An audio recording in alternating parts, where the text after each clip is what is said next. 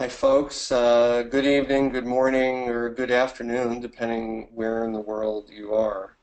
Welcome to the first World Harbour Project webinar. I suspect I know most of you, but for those who I don't know, my name is Peter Steinberg. I'm the director of the Sydney Institute of Marine Science and also the director of the World Harbour Project. So I'm going to say a few words of introduction, and then I'll hand it over to, for me at least, tonight's speakers. So about 2 years ago, a group of us gathered in Sydney with the task of trying to figure out ways to build, as the aims say, to build resilient and productive global ports and harbors through innovation and increased understanding of shared values and threats. And this notion of a World Harbour Project was really born out of the idea that the world and the human population is increasingly an urban and coastal population. And so really, when it comes down to it, increasingly most people experience the marine or estuarine environment in the context of cities. So we felt that if we could come together and start to talk about the shared challenges that we faced around trying to use and manage our urban waterways, then we could start to come up with a toolkit for how we could understand those harbors and hopefully come up with a toolkit that helps solve some of the challenges that we all faced in our urban waterways. So from late 2014, here we go. So from that beginning in 2014 with 14 original parties and cities, the World Harbour Project has really grown to a global framework of cities focused on this issue of urban marine waterways. With 14 or 15 initial partners, and in the intervening 18 months or so, we've accreted another 9 or 10, both as full city partners and as groups who are involved in particular projects within the World Harbour Project. So if you look at the map that I hope all of you are now seeing, you can see that it really is quite a global network across the tropics, temperate zones, and the major continents of the world, with the exception of Antarctica. So the World Harbour Project is divided into a number of thematic areas, or as we call them, working groups. Water and sediment quality, green engineering, multiple users and conflicts, and education and outreach. So led by Judy O'Neil, one of our speakers tonight, and Emilio Suarez, the education and outreach team have developed the initiative that we're part of tonight, a series of webinars that really serve a couple of purposes. The first is to connect the different partners, an incredibly important thing given the diversity of places in which they live and work. And the other, of course, is as a means of sharing information about the different harbors and the different areas of science in which folks are working. Ultimately, we hope to have a package from these webinars that forms the basis of a course or a coherent package that we can use in other contexts. So the schedule of webinars is really divided up into two kinds. The first is a description of cities and the challenges that different cities face. The other is a more science-specific kind of seminar on some of the issues that underlie these working groups, water and sediment quality, green engineering, and the like. So tonight we're kicking off the first of these webinars with some city-specific talks. And in particular, we're going to hear about New York and Chesapeake Bay from Judy O'Neil and Bill Dennison. And then we're going to hear about Rio de Janeiro from Ricardo Coutinho. So just a few words about our speakers tonight, in case you don't know them. Judy and Bill are both based at the University of Maryland Center for Environmental Science in Horn Point in Maryland on the east coast of the United States. Judy has a long history as a biological oceanographer, including work on phytoplankton dynamics, harmful algal blooms, and other aspects of estuarine ecology and oceanography. Bill is now Vice President for Science Application at UMCs and has been working really to try and apply the kind of science that we do in a, excuse me, in a solution-based way. So we can actually, address in a proactive way some of the challenges that we face in the different harbors. And in particular, he leads something called the Integration and Application Network, which has some parallels with the World Harbour Project. Ricardo, based in Rio, is at a Naval Institute, a Naval Marine Science Institute, and has a long history, and where I first met him, in the world of biofouling and anti-fouling. But he also works in many other areas of coastal ecology. So we're going to hear about these three very diverse places as a kickoff to our webinar series. The format will be to let all our speakers present, and then we'll have a 15-minute Q&A session. So if you have questions for the first speakers, remember them. So I'll now hand over to Judy to kick it off, talking about New York City. Over to you, Judy. Great. Thank you so much for that introduction, Peter. And let me just get back up here. Okay. Can everybody see that, the New York slide? Okay. Yeah. So today I'm happy to give a brief introduction to New York Harbor, a city that has been amazingly resilient in the face of 400 years of development, and we have a review article in the World Harbour Project series in Regional Studies in Marine Science that is recently out, and we have a bunch of partners, including folks from Columbia University, the Hudson River Foundation, and Pace University. So what we thought we'd do is present 7 basic facts about and groupings for New York Harbor and Chesapeake Harbor, and we will just give you little nuggets of some of the basics for an overview of New York Harbor. So the first is that New York Harbor is geographically unique. The harbors and waterways have been key in the development and economy of New York City as one of the world's original coastal megacities. It has been highly modified. New York waterways have been subject to sewage, industrial contaminants, and dredging issues. There are strong water quality gradients in the New York region, and the oyster population, which was once plentiful and sustained all these different populations that have come through the region over those 400 years, was decimated by the 1900s, but there is restoration underway for ecosystem services. And one of the biggest threats to New York City, as evidenced by Hurricane Sandy, was the vulnerability to inundation and potential sea level rise due to climate change. So with the first point, the geography of New York Harbor is just very unique and perfect in terms of its complex waterways. We have rivers, we have estuaries, we have embayments, we have islands, and it's very adjacent to the bight of the Atlantic Ocean, and it was a very shallow, productive estuary that provided the sustenance for this development. It drains a very large watershed that reaches up into New York State and drains rivers from all these adjoining states. And if you actually include the watershed that drains right down here into Long Island Sound, the watersheds that can lead into the waterways of New York Harbor lead all the way up into Canada. So it's quite an extensive area that drains into the New York Harbor region. And as I mentioned, New York is one of the world's original coastal megacities.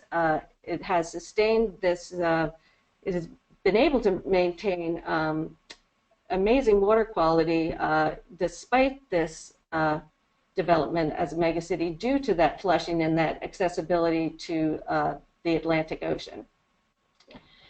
And the waterways have been key in the development of New York City. That ecological diversity and richness has supported the economic richness and diversity of this vibrant city through shipping.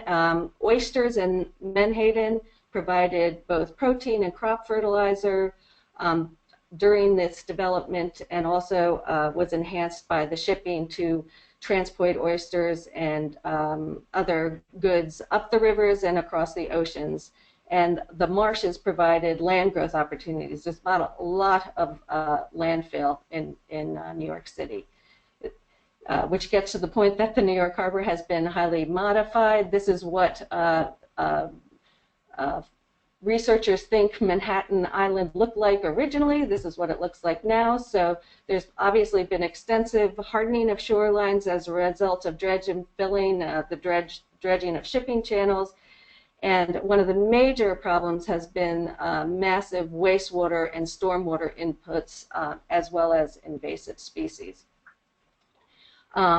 So as I mentioned, New York has been subject to sewage and industrial contaminants as well as dredging. In our review article, we have some transects of different portions within the harbor that highlight the major issues for habitat, water quality, contaminant, and physical processes. This just shows 2 of the 4 transects that we have in the paper.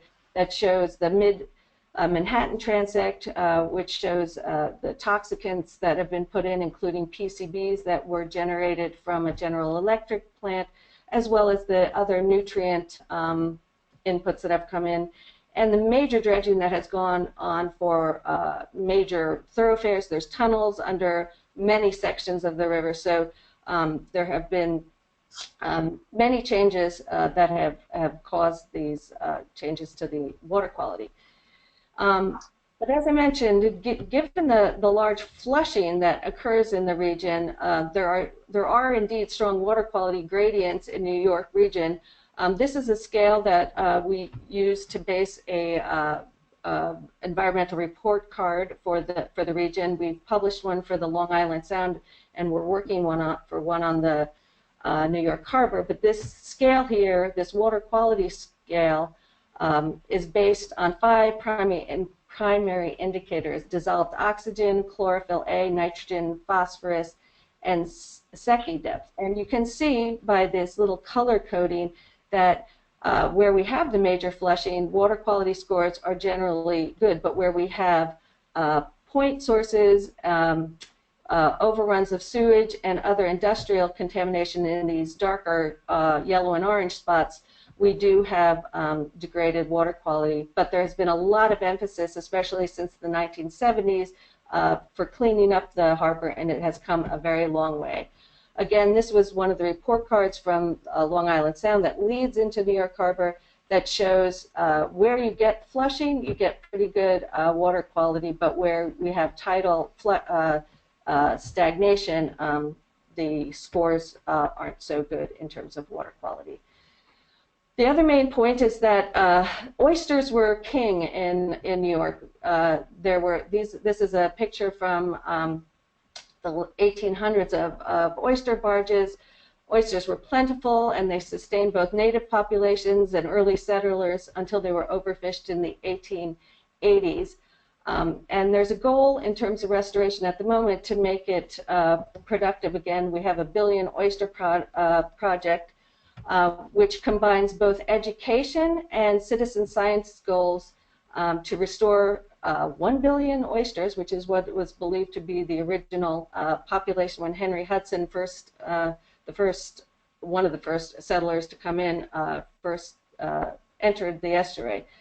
So far, through these education and restoration goals, where they collect oyster shells from all the restaurants in the New York City metropolitan area, they have a hatchery, have spat-on shell, and restore these for their ecosystem services, not for eating yet, to clean up the harbor. And some of the numbers that are listed here of what they have been able to do in New York Harbor with both students and citizen scientists has been amazing. And as we speak, even today, they're using oyster restoration, using recycled porcelain toilets from 5,000 inefficient toilets that were part of a citywide recycling water conservation program. They're being planted as we speak, one of the largest restoration projects in New York Harbor to date. In terms of the education model, this is also covered in our review article. We're trying to set up an interdisciplinary framework for high school and middle school students, and we're hoping that this might be a model that could be implemented elsewhere in other World Harbour cities. And the final point is that, as was evidenced by Hurricane Sandy in 2012, New York City is very vulnerable to inundation and potential sea level rise due to climate change. There were many deaths, destruction of infrastructure, and loss of power due to inundation. And previously, the oyster bars that were in the harbor may have protected previous populations from storm surges such as Sandy. However, those bars were eaten over the last 400 years, so that protection is no longer there. So there's multiple plans for reconstructing the bars, not just for ecosystem services in terms of water quality, but in terms of protection from erosion and such.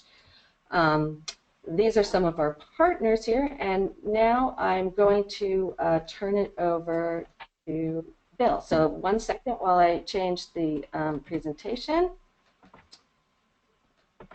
And here we go. And I'm going to turn it over to Bill. There we go. Thanks. So I'm going to talk about Chesapeake Bay and Baltimore Harbor, which is contained within Chesapeake Bay, which is a large estuary on the East Coast, about 200 miles south of New York City. And again, the 7 quick principles that I'm going to discuss is that Chesapeake Bay is a large, shallow, productive estuary formed from a drowned river valley. The extensive watershed of Chesapeake Bay is connected to the bay via a myriad of streams and rivers. The bay is particularly vulnerable to runoff of nutrients and sediments and toxicants. And it's facing climate change and land use alteration as major drivers of Chesapeake Bay and its watershed. The bay supports unique human cultures and livelihoods. American history has very much been shaped by Chesapeake Bay. And then finally, Chesapeake Bay is extremely well studied. Some may argue the best studied estuary in the world, and intensively managed. So those are the 7 principles I'm going to briefly describe. So the productive part of Chesapeake Bay, it's got, in fact, really estuarine science was invented in Chesapeake Bay with the description of the 2-layer flow and the broad, long salinity gradient. It's 200 miles long, so 350 kilometers long. So it's got an extensive salinity gradient. It's very shallow. Average depth is less than 8 meters, and in particular, there's a drowned river valley down the center of the bay, the old Susquehanna River Valley that you can see on the bathymetry map on the left. But what it really amounts to is very broad and shallow shelf area, very extensive flats. The watershed extends, it's about 16 times the size of the bay. It extends through about half of the state of Pennsylvania up into New York State, half of all of Maryland, virtually half of Virginia, and some of a couple other states, Delaware and West Virginia, as well as the District of Washington, D.C., the District of Columbia. So the national capital is based in Chesapeake as well. So the watershed spans these different physiographic provinces with the Appalachian Plateau, then this Ridge and Valley series, the Blue Ridge, which is one of the Ridge and Valley more marked ones, and then the Piedmont, which is rolling hills, which was deep sediments which were formed from the erosion historically of the Appalachian Mountains, and then this broad, flat coastal plain. And then the fall line, note where that is. That's where where the sailors would go until you encounter the first waterfall, and that becomes very significant in the historical development of the bay. So if you break up that large watershed into smaller sub-watersheds, the largest half of the watershed area is the Susquehanna River, the one up to the north, and that's about 50% of the freshwater flow. Potomac River is the purple is the second largest. And then again, the fall line described here in a vulnerability map is where the cities develop. So as you sail up the river and you get the kind of the first waterfall, you have to get out of the boat and put your stuff down to transport it any further, and that's where the cities of Richmond, Virginia, Washington, D.C., Baltimore, Maryland were formed. And then you can see the agricultural belts, the eastern shore of Chesapeake Bay over to the east, as well as in the valleys, in the Ridge and Valley area or the Piedmont, is highly developed for agriculture.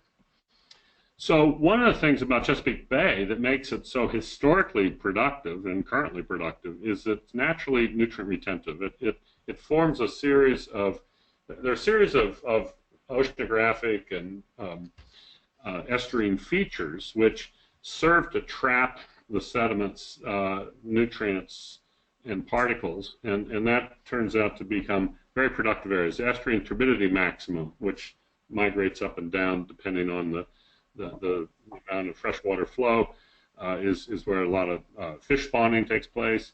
There's the pycnocline tilt or lateral front that occurs when wind stress sets up.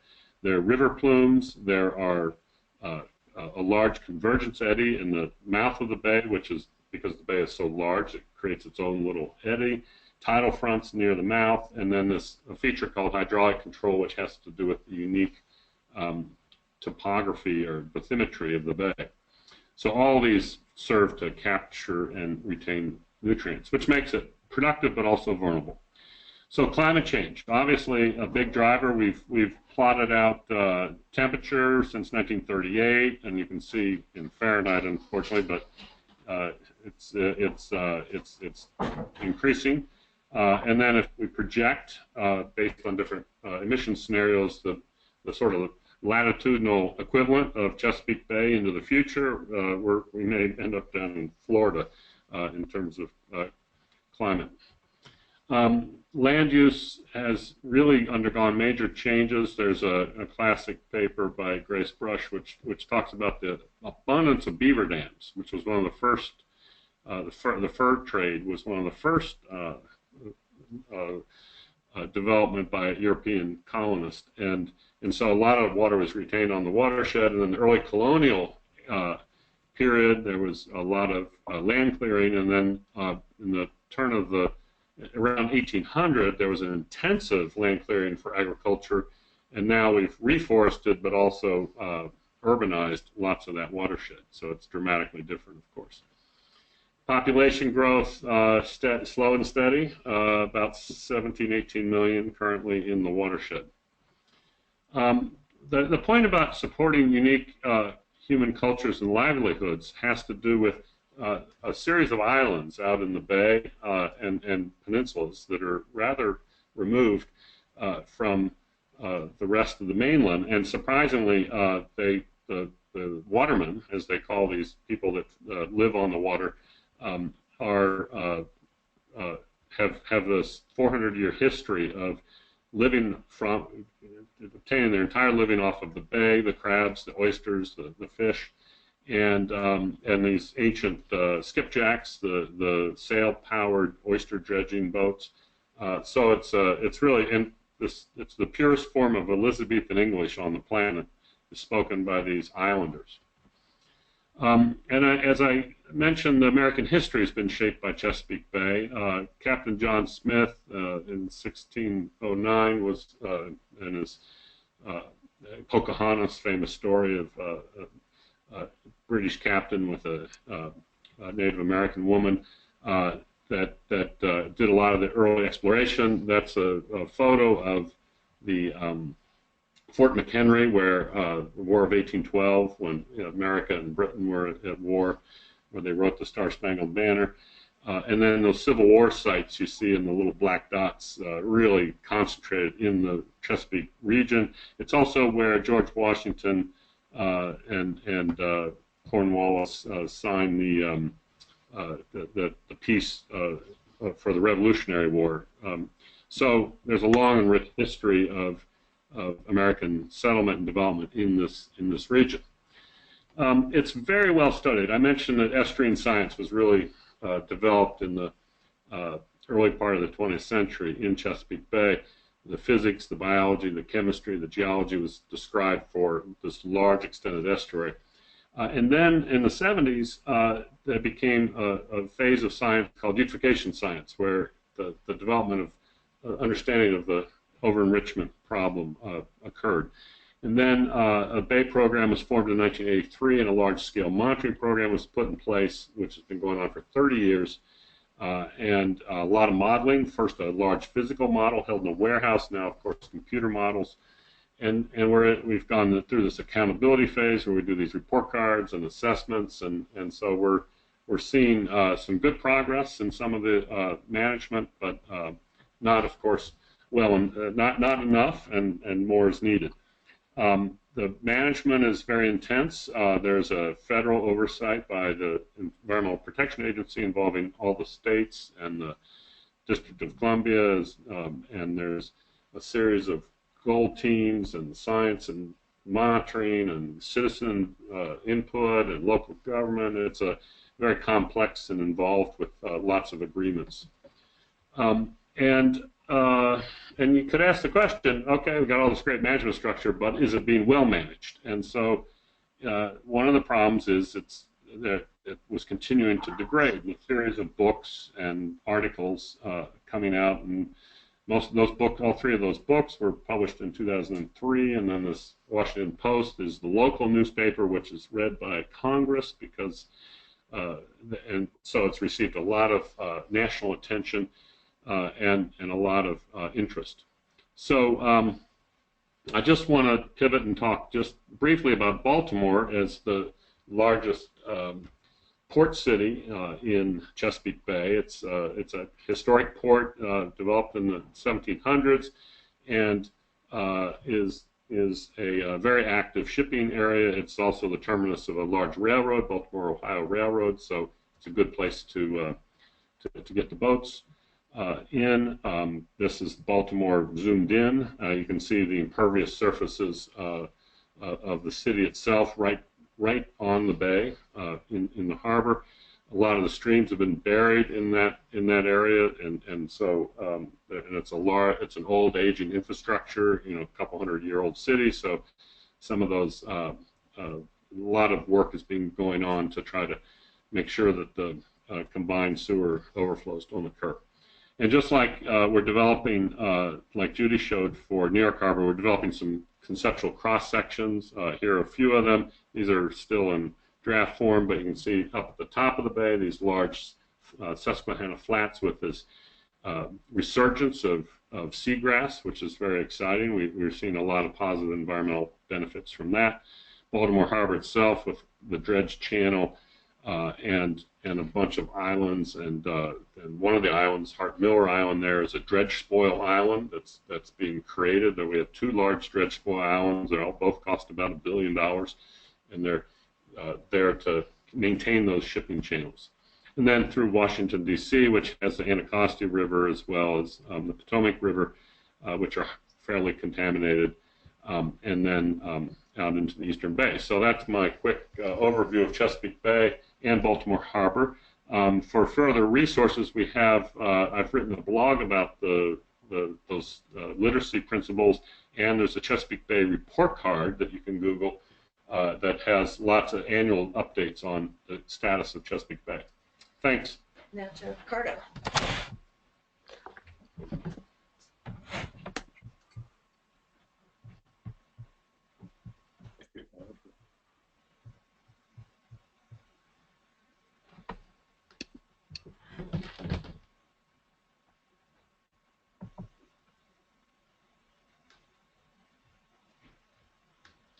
So, Ricardo, you have, can you share your screen now?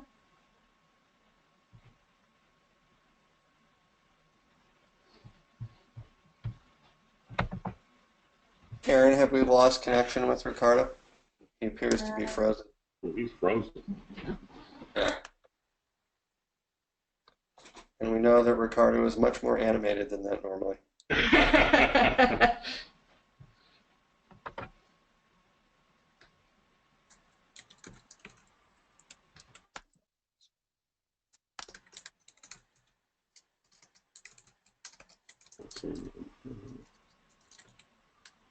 not sure what's happened to him. Perhaps we can wait for him and see if there's any questions to be asked in the meantime. Yeah, so why don't we do that? I think we need to, given that we seem to have lost the line to Ricardo, why don't we restructure this a bit and, questions for Judy and Bill about Chesapeake Bay or New York. Yeah, I think Emilio has his hand up. So if anyone has a question on your webinar panel, the last icon on the left is a red hand. If you click on that, the hand will raise and turn green, which will let us know that you have a question. So, Emilio, if you have a question, please go ahead.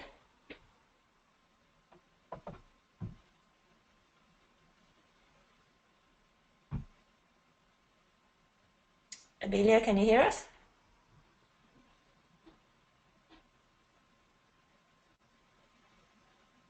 Not sure, we'll have to wait and see if he comes back online. Yeah,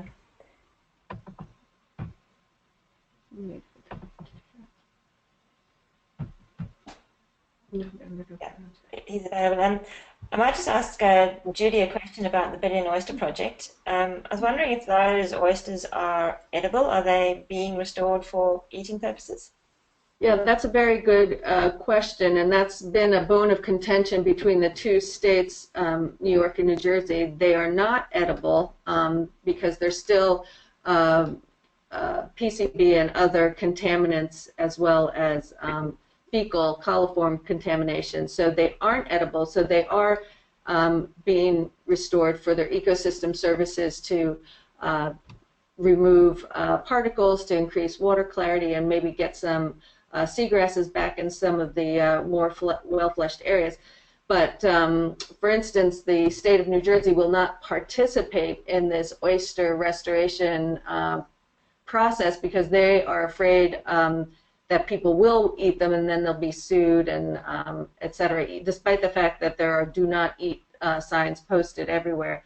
So yeah, that the ultimate goal is that the oysters will improve the water quality and the other environmental restrictions in terms of input. So the cleanup of the PCBs as well as the upgrades of sewage will eventually get the water in New York Harbor to a point where the water quality be sufficient that they could potentially eat them. But for the time being and for the foreseeable future, it's mostly for ecosystem services. But that's a great question. There's a good book called The Big Oyster, which is about the history of oysters in New York Harbor, which is a very rich history of oyster shacks down right on the East River and the Hudson River that were very popular, and huge amount of protein was available to people easily right out in front of their doorstep in the near shore harbor. And so this book brings out the fact that historic oyster population and then the menhaden, the schooling fish, were really important in the development of New York City, because they even used the menhaden to fertilize the crops in Long Island to grow their vegetables. So they had their protein in their oysters, and then they had their vegetables from Long Island, both origin from the sea. And one other point there is part of the restoration is they have to collect the oyster shells to get the larvae or the spat to develop on the shells to put back out, and that's in limited supply. So in New York, they're going to restaurants to collect, but that's not enough, and there's not enough in the Chesapeake either. So they're having to go to alternative sources, which is why that news story today about them using recycled porcelain toilets as substrate for oysters is actually kind of a novel thing, and they're looking to other substrates in the Chesapeake as well. Okay, I think we have a question from Gavin Birch. Gavin, can you hear us? Are you available? Well, good evening. A question, you mentioned that, Judy, you mentioned that you have a review paper. Yes. Would it be possible for you to provide that to all of us, please? Absolutely, yeah. It's in the it's part of the World Harbour Project series. So there's review articles on several of the cities, but I can send the PDF around via Karen. Yes, no worries. Thank you. And And just Bill, to are add, you? go ahead, Gavin. Bill, are you the original Bill Dennison from Brisbane? That's the same one, yes. Well, that's our best characteristic of any estuary in the whole of Australia. So I'm very glad to have met you. It's an incredible contribution to our information. Thank you. Great. Well, Brisbane is and the Moreton Bay is really one of my favorite places. We're actually going back in early November for a repeat of we wrote a book about 10 years ago, and we're going to revise that, update and revise that. It's 20 years ago. Anyway, long time ago. I think it was 25. So we're. Well, those manuscripts are fantastic, and I think it could be a template for what we should be doing in Sydney. Karen, have we got either Abelio or Ricardo back? We haven't got Ricardo yet. Abelio, are you able to speak? Not sure why we can't hear Abelio. Well, while we're waiting to hear, so I have a question. So Billy, you spoke about Chesapeake Bay being one of the most heavily managed estuaries anywhere, and yet I guess you concluded with a not particularly optimistic view of the consequence of that management. So what do you think the future holds? You kind of segued to Baltimore before getting too into that. Well, good question. The good news is, tracking our annual report card, is the last 3 years we've seen a nice increase. The water clarity has been unprecedented. The grasses are responding, and we're getting these positive ecological feedbacks because the grasses are filtering baffling the water and settling out the sediments and capturing the nutrients and stabilizing the sediments and reducing resuspension. So where that's occurring, particularly in our upper freshwater and low salinity regions, we're getting great results and improving water quality. So that's fantastic. I think we've seen what's happened is the Clean Water Act passed in 1972 and the Clean Air Act also in 1972 have kicked in. So the Clean Water Act regulates discharge coming out of pipes. So our sewage treatment upgrades, we have secondary treatment throughout and moving towards, in many of the larger areas, we're getting tertiary treatment. So Washington, D.C. is state-of-the-art.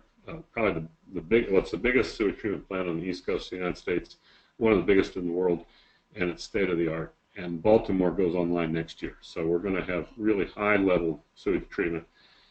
So that was the success. The other thing we found recently is that the Clean Air Act, where we're regulating the exhaust from the catalytic converters we're putting on our automobiles and the scrubbers on the smokestacks for the power plants, and Chesapeake being in the prevailing westerlies, the Ohio Valley in the Midwest, the large manufacturing center with a lot of power plants.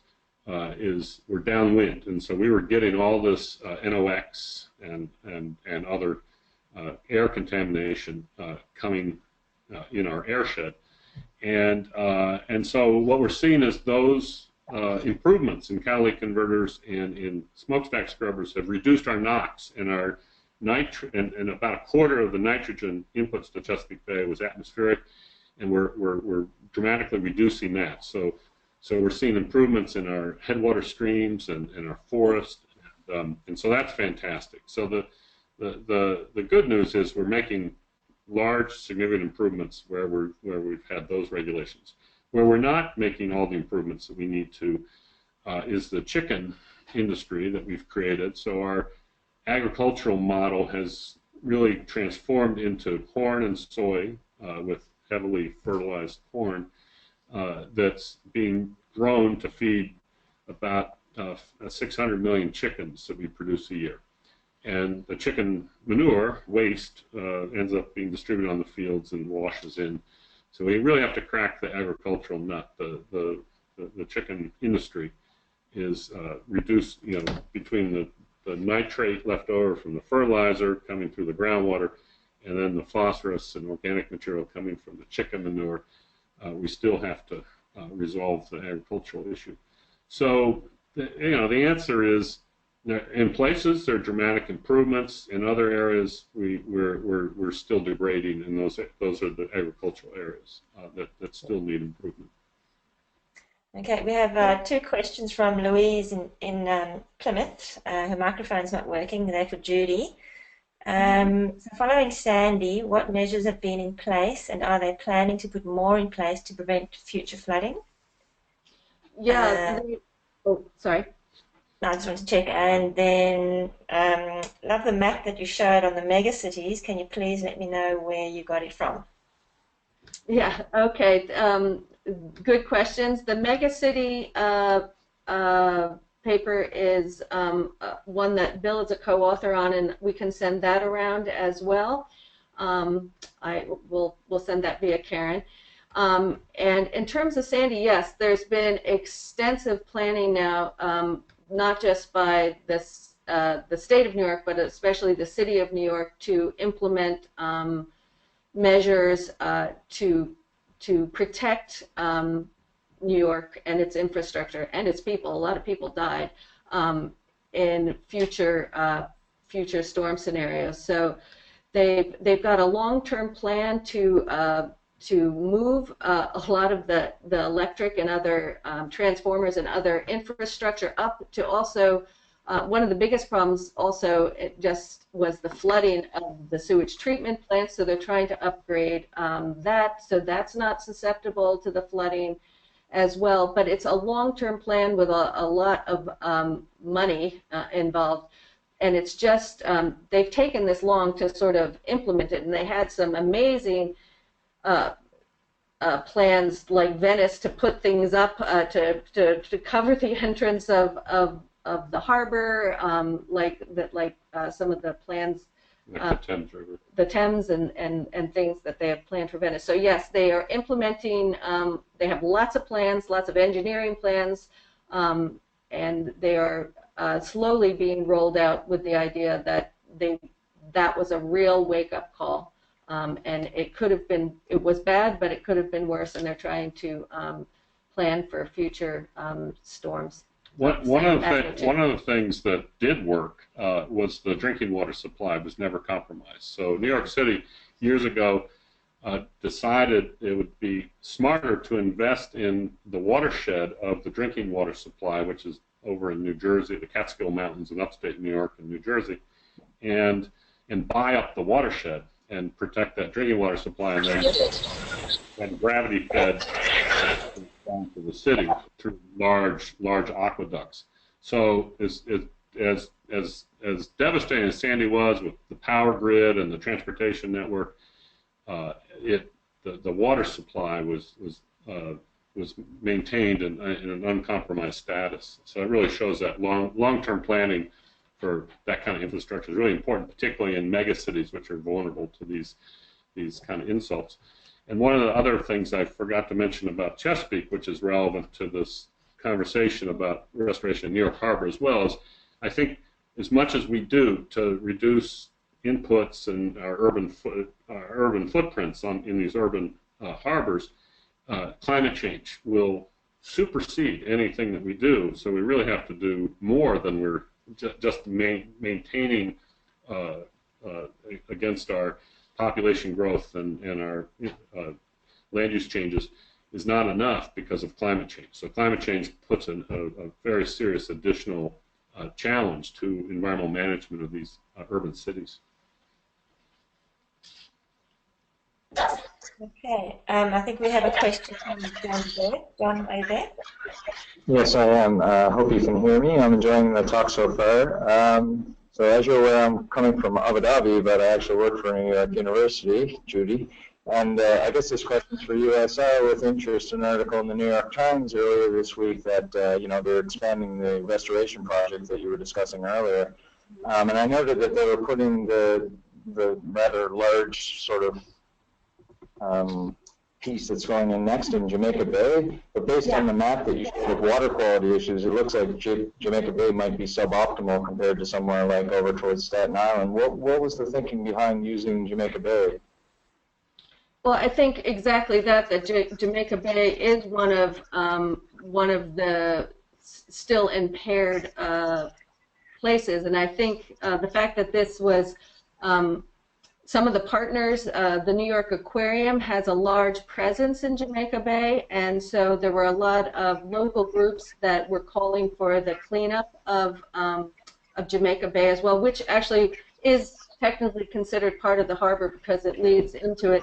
So I think because this was such a large-scale restoration new initiative in terms of using the recycled toilets, I think they wanted to put it in a place that wasn't using the spat-on shell techniques that the Billion Oyster Project had been using originally. So this was a new impetus with new money, and so I think they were trying to expand the environmental cleanup. So it also turns out that Jamaica Bay is part of Gateway National Recreation Area. It's the National Park Service. It's one of the most heavily visited parks in the country because of proximity to New York City. It includes Rockaway, the two major islands that protect the outer harbor, the Rockaway which is the tip of Long Island, and Sandy Hook, which is the large sand barrier island in New Jersey. Those are all national parks, and Jamaica Bay is part of that national park. So it's got the protection through the national park for any of these restoration activities, and it's also got a lot of intact. It's got the most intact marsh land in the entire New York Harbor. The rest of it's been pretty much dredged and filled. Thank you. JFK Airport is former marsh of Jamaica Bay, by the way. Yes, and they've also cut down on the runoff off of the Port Authority of New York, New Jersey has a very good environmental impact section, and they've been working on containing the runoff from the airports, including the de-icing agents. For a while, they were going to use urea. They didn't really understand that was a nitrogen source and things like that. So they've done a lot to improve, to cut down on the inputs into Jamaica Bay as well.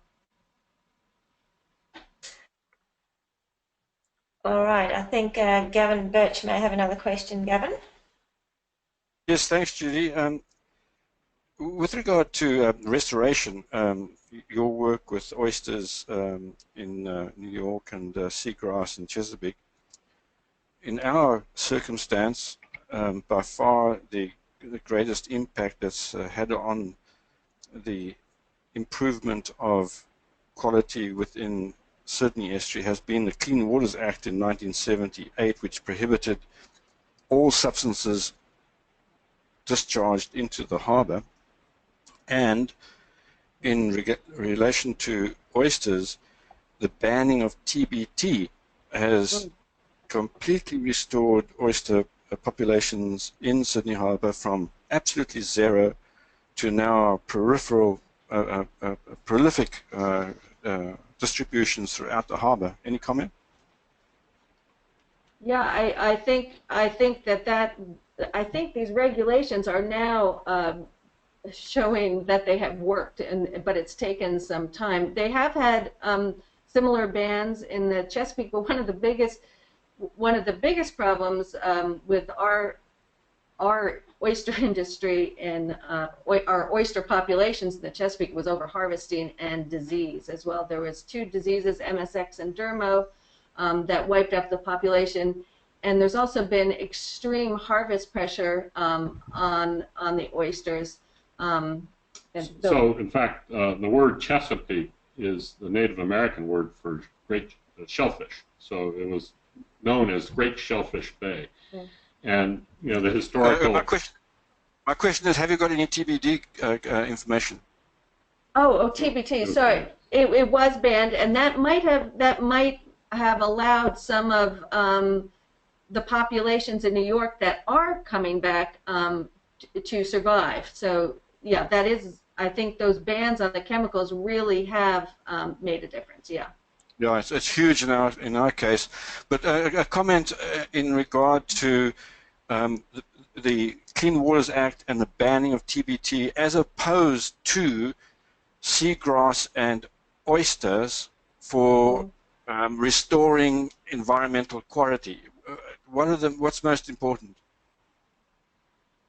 Well, I would say that the things that we've seen from restoration, we have a large oyster restoration in Chesapeake Bay in one of these, just in fact, down our river where our lab is, and it's that combined with those restoration area resurgence of our aquatic grasses, there's so many positive ecological feedbacks that occur when you get these keystone species. The biofiltering of oysters and the baffling and trapping by the seagrass are game changers. They're the things that can take an ecosystem on a restoration trajectory that was unstoppable. So we had a large hurricane back in 1972, Agnes, that decimated the grasses and the oysters in Chesapeake Bay. It occurred early in the summer. It was the largest flow recorded in 100 years. And we recently had the third largest flow occur in 2011, and yet we saw resilience by those extensive grass beds and the oysters, the restored oysters. So I really do think that one of the keys to restoration is keystone species. If you can get if you can get biofiltration and the baffling by grasses and of course marshes as well, you can really change the trajectory. And to that point, even if there's a strong citizen science program both in the Chesapeake and New York to put oysters on people's docks for the ecosystem services, for the filtering, clearing up the water, and I think even if the oysters can't be growing on the bottom, if we start in waterways by cleaning up the water column, then eventually we can get the grasses back and we can get the oysters back in the Yes, I think that's absolutely right, Judy. I think you've got to get the chemical environment right before you start the biological restoration. And once you get that going, then it works. But it's not the other way around. I don't think the biological restoration works without cleaning up the chemicals. Absolutely, and that's what is surprising about New York, that the water quality has come back because of the proximity to the flushing of the Atlantic Ocean, and that's why I think that some of these oyster beds that that have been planted are really taking off because of the water quality that they have access to. Have you done any modeling to show that the 1 billion oysters are actually going to improve not only the water column quality but the sediment quality? Has that modeling been done? I don't think so, not to date, because actually so much of the work in terms of the oyster restoration has been more education and citizen science based, which makes it kind of unique. But there is a lot of work done by the Hudson River Foundation on the sediment stuff, and they've done a lot of work on the sediment contamination and and remediation of the sediments. But that has been sort of a disconnected project from the oysters. So one of the things we learned in Chesapeake Bay was that the oysters, by filtering, create pseudofeces, where they choose particles that they're not going to bother digesting. Yeah. And so they create those feces and pseudofeces. That stimulates denitrification. So it dramatically enhances the ability of the sediments to process excess nitrogen and blow it off as nitrogen gas. So not only is there the direct filtration of the water column and the allowing more light penetration, more benthic diatoms, more positive feedbacks for the grasses, but also that enhanced denitrification. So another reason these are keystone species. Yes, but in estuaries such as ours, where metals and organochlorines and pHs are the main issue, not nutrients, that's might not be so important. Yeah, fair enough. Yeah, you're right. You got to start by having clean enough water to support Exactly. Yep. And that really means controlling discharges and inputs into the ecosystem. Yeah. Absolutely.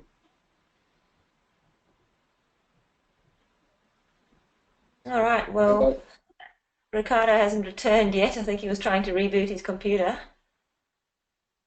Sounds like a follow-up webinar for Guanabara Bay and Rio. By the way, we are producing a Guanabara Bay report card in about 3 weeks. I mean, we have a draft. It'll be released in about 3 weeks. So we'll... Cool. We could have an Olympic World Harbour in Rio. Yeah. If Peter would have organized it, of course. Yeah. So we were kind of scheduled to go for about an hour, which has happened. So I'm wondering if we should call for last questions here, and then probably wrap up. Shame we couldn't get Ricardo back online, but I think that was a very interesting discussion about New York and Chesapeake Bay. So Karen, anybody else with their hands up? Well, Abelio's got his hand up again. Abelio?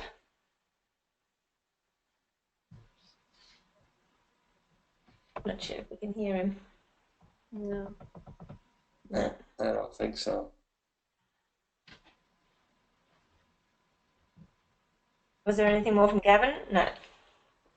Thank you very much. Thanks, Peter, for organizing it. Really interesting. And Karen, when is the next scheduled webinar? It's towards late October. I'm just trying to organise with the presenters.